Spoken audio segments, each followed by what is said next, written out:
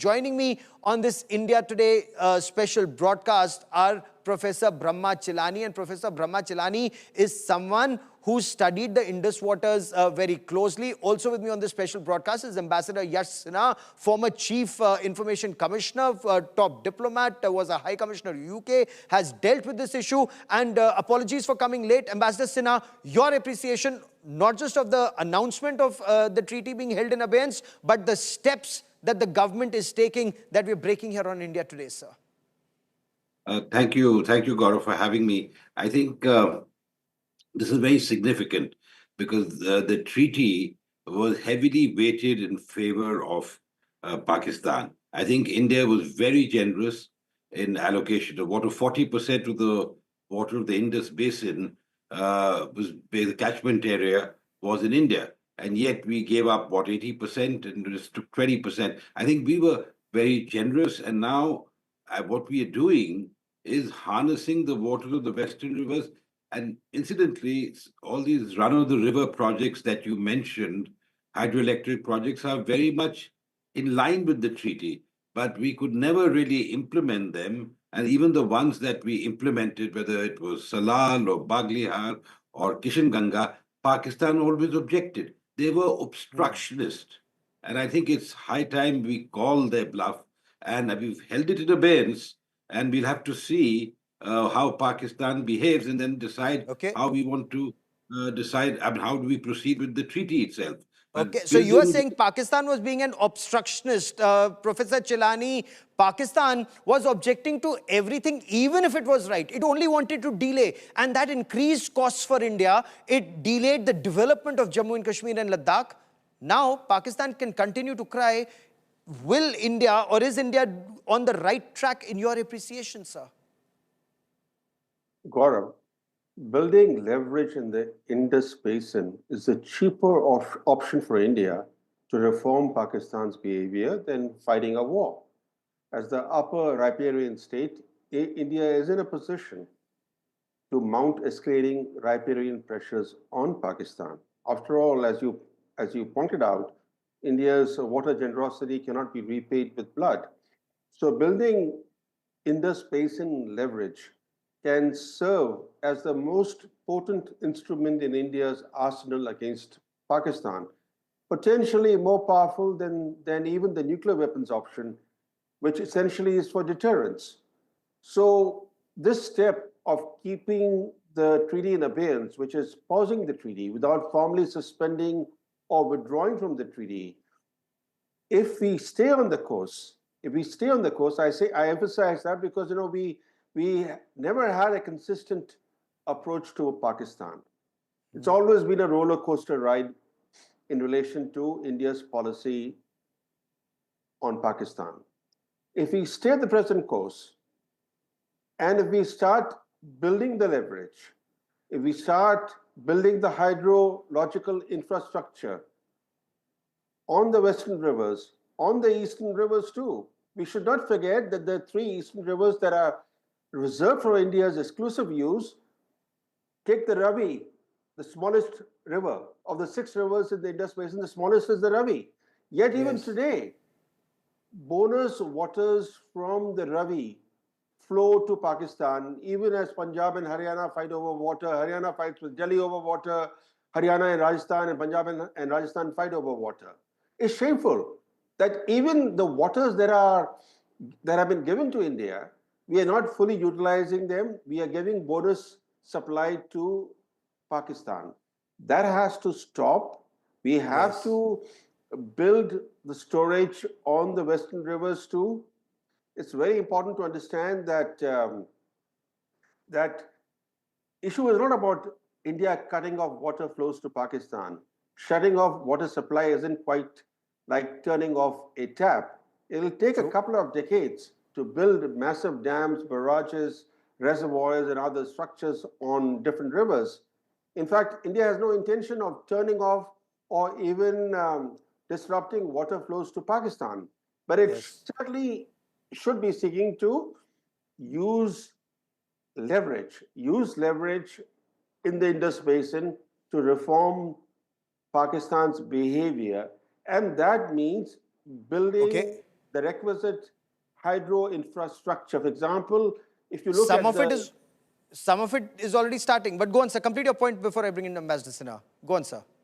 Now, if you take the three western rivers, the largest river in terms of cross-border flows is the Chenab, followed by the Jhelum, and the Indus is the third largest river.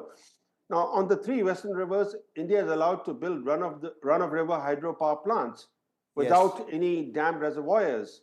Yet, India's total installed generating capacity in J&K today does not match the electric output of a single major dam in Pakistan, such as Tarbela. Tarbela was built in 1976. So, we are so way behind. And even in terms of storage, the Indus Waters Treaty allows India to build storage of 3.6 million acre feet on the western rivers. What I want to understand, no, you're absolutely right. But, what I want to understand is Pakistan was just being obstructionist. Ambassador Sinha, restricting even flushing of rivers. Kishan Ganga, for example, wouldn't let us desilt that area.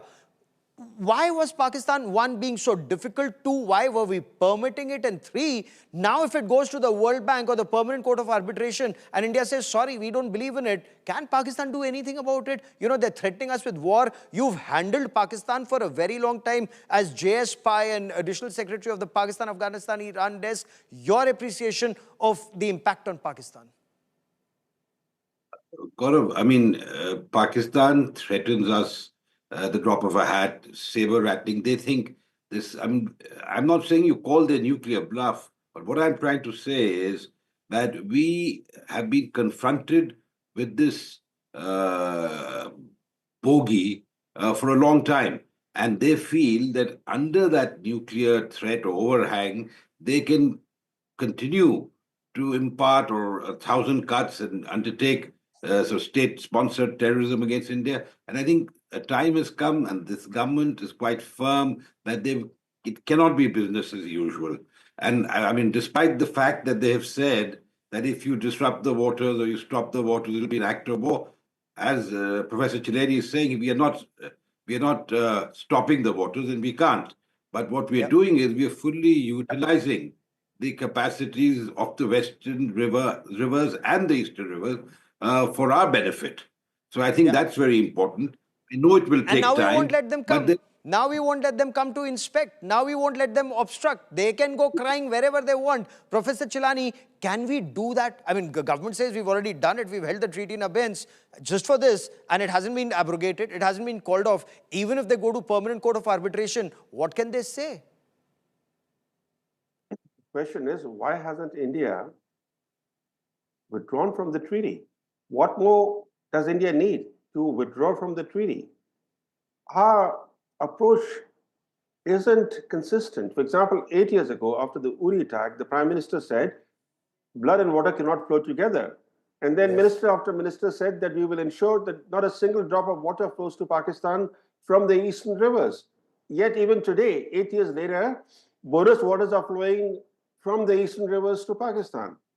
We suspended the Permanent Indus Commission meetings for 3 years after 2019.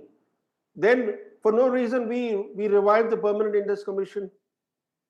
So we are not consistent, and we can blame Pakistan for internationalizing every engineering dispute, but it's our own slow pace of work in building infrastructure that has left us with little concrete leverage to mount sufficient pressure on Pakistan. If we had better infrastructure, hydro infrastructure, then Pakistan today would feel very threatened. But we have allowed projects to go on for a decade and longer.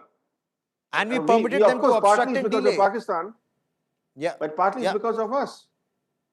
Partly because of us. But now, Ambassador Sinha, has Prime Minister Narendra Modi gone for Asim Munir, or if I may, has he gone for Pakistan's jugular vein? 80% of Pakistan cultivated land is dependent on Indus rivers. 25% of Pakistan GDP is supported by Indus rivers. Disruption, not just unemployment or rural migration, loan default. Tarbela Mangla dams, they provide 30% electricity to Pakistan. All of that will be adversely impacted. Power cuts in Pakistan, not enough water for farming in Pakistan, not enough water to drink for the population of Karachi, Lahore and Multan when they want it, and perhaps more than enough when they don't want it.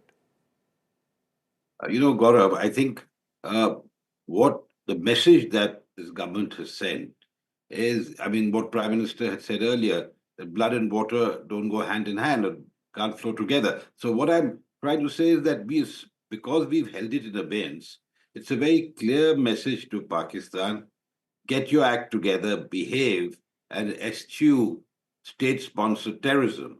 And once they do that, then perhaps you could go back to the treaty and ensure, while we utilize what is due to us, we will give them what's due to them. But the problem is that they don't want us to utilize what we can under the treaty, and then they don't want us to touch any of the waters that go on that flow on the western rivers. Now you can't have it both ways. It's not going to work. So I think the message to the general in Rawalpindi at GHQ and to the people of Pakistan, because the thing is that the people of Pakistan must realize there's a price to pay when the generals play this sort of game with India, and there will be a price to pay in future too. Fair enough.